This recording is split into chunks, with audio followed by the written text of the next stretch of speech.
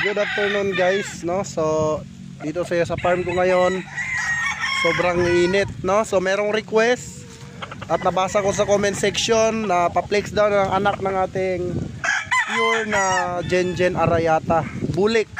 So bago yan, ipasilip ko muna sa inyo yung original ko na Gen Arayata para makita nyo naman yung similarity nila, no? Yung talagang magkakamukha, yung ama at yung anak. So yung papasilip natin guys is yung dalawa lang na broodstag na andito sa ating farm na pwede natin i-share, no? So grabing init dito ako sa ilalim ng mangga. And pasilip ko muna yung ama bago yung mga anak. So yung mga anak lang ang pang-out natin guys ha, hindi kasali yung ama. So this is pure Gen Arayata bulik. So tara, let's go. So guys, ito yung original ko. Ayan. So mapapansin nyo, light talaga. Ayan. Yan po ay pure. Dalawa po yan, andun yung isa sa kabila. Ito yung isa na mga original ko na broodcock. So ayan,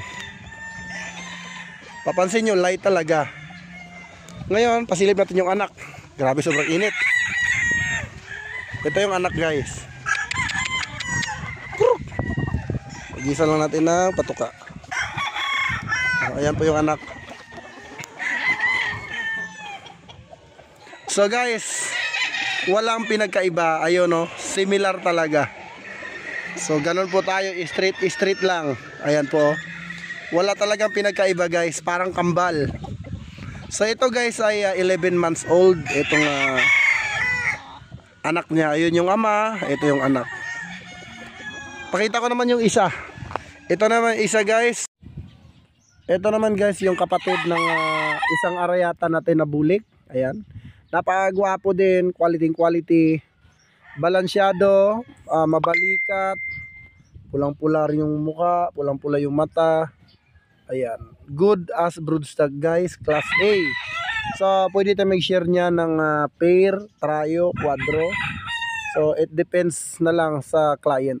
So yung hinahanap natin guys yung hanap usap deal, hindi yung kwentuhan, no? Kasi pagka nireplyan ko kayo at kinikwento-kwentuhan nyo ako, ay hindi ko na kayo re-replyan dahil walang mangyayari sa atin.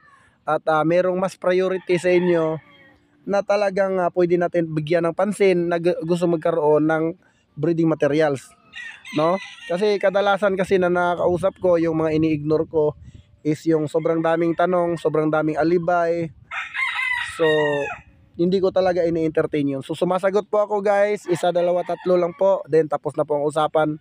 Pag hindi nagka-deal, tapos na po.